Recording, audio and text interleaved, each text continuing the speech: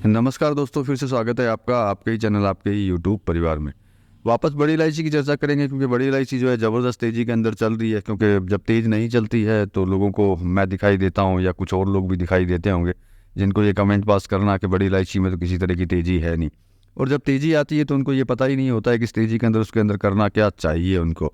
कारण है कि उन लोगों को ये महसूस नहीं होता क्योंकि परफेक्ट अपने आप को परफेक्ट मानते ज़रूर हैं वो लोग, लेकिन परफेक्ट होते नहीं हैं। क्योंकि जब मंदी होती है तो दूसरे को कोसते हैं और जब तेज़ी होती है तो सभी को भूल जाते हैं। सिर्फ उनको ऐसा लगने लगता है कि भैया तेज़ ही तेज़ है, इसके अलावा कुछ भी नहीं है।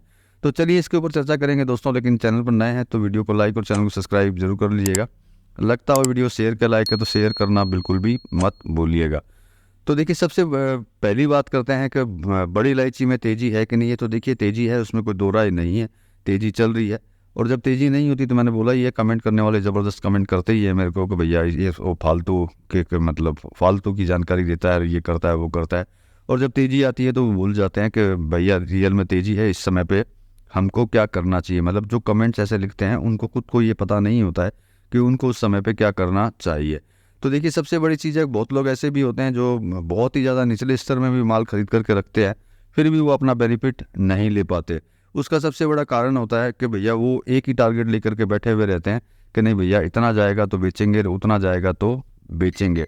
तो मेरे हिसाब से तो ये बिल्कुल ठीक नहीं होता है। क्योंकि अब मान लीजिए कि आपने 300 रुपये का माल खरीदा या 400 में खरीदा या 500 में खरीदा और 1600 रुपये आने पे भी अगर आप माल नहीं बेचते हैं तो मुझे समझ में नहीं आता है कि वो चीज़ क्या होती है।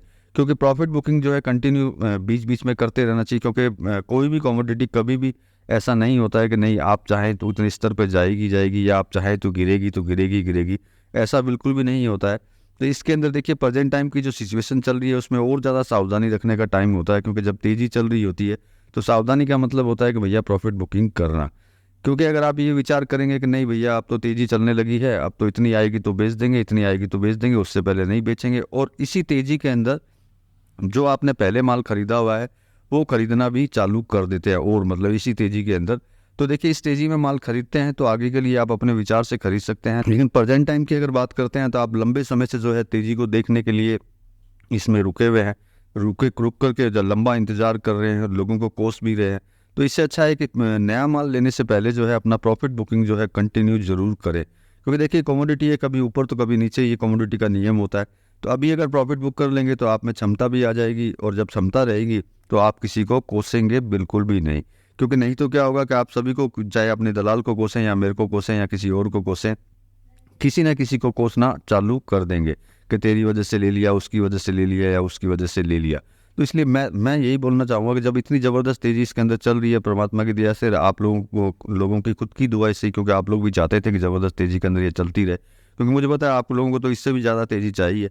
लेकिन जो तेज़ी अभी प्रेजेंट टाइम में है उसका आनंद ले करके अगर आगे बढ़ते रहे तो वो ज़्यादा बेहतर रहेगा। क्योंकि ऐसा कभी भी नहीं होता है कि आप जो है बहुत ज़्यादा कम में खरीद करके और बहुत ज़्यादा ही तेज़ी के अंदर आप बेच लें। क्योंकि ये कमोडिटी है, कमोडिटी में कभी भी उतार चढ़ाव जो है आ जाते हैं, किसी भी कारण से कारण कुछ भी उसके अंदर हो सकते हैं। इसीलिए मेरा कहना तो यही रहेगा कि भैया आप जो है प्रॉफिट हल्का फुल्का प्रॉफिट बुकिंग करते हुए इसके साथ में चलते रहें। तेज़ी है, कोई डाउट नहीं है। अगर किसी तरह से किसी कारणवश करेक्शन आते हैं या किंतु परंतु इसके अंदर आती है तो आपने अगर पैसा कमा के रखा हुआ होगा तो दोबारा लेने की हिम्मत होगी। नहीं तो फिर आपकी एक ही हिम्मत होगी, वो हिम्मत होगी दूसरे को कोसने की। तो दूसरे को कोसने से अच्छा ये है कि रेगुलर जो है प्रॉफिट बुकिंग करते रहें। बाई दी वे किसी कारण से नीचे आती है, कारण कुछ भी हो सकता है कमोडिटी के अंदर। क्योंकि कई बार ऐसा भी होता है कि कोई कमोडिटी जब एक्सेस ऊपर चली जाती है बहुत ज़्यादा ऊंचे भाव में तो वो उसके लिए ख़रीदार भी नहीं मिलता। मान लीजिए कि मेरे पास सिर्फ 100 केजी, और मुझे पता है कि पूरी इंडिया में भारत के अंदर किसी के पास ये माल नहीं है, लेकिन उस 100 केजी को अगर कोई ख़रीदने वाला नहीं होगा तो उसकी वैल्यू ख़त्म हो जाती है। क्योंकि जब कोई ख़रीदने वाला ही नहीं है तो उसकी कोई वैल्यू नहीं रहती है। तो ये छोटी छोटी चीज़ें हैं जो मैं आपको बता रहा हूँ, जिससे कि आप जो है बिल्कुल सही निर्णय के साथ में जो है आगे चलते रहें और बाज़ार में हमेशा बने रहें। क्योंकि अगर आप हमेशा अगर बाज़ार में बने रहना चाहते हैं तो प्रॉफिट बुकिंग भी आपको रेगुलर हमेशा करते रहना चाहिए। बाकी विचार आपका है, मेरा काम है सिर्फ आपको समझाना। मैंने ये विचार जो है अपना रखा है, बाकी आप अपने विचार से चाहे आपको खरीदना हो या बेचना हो कर सकते हो।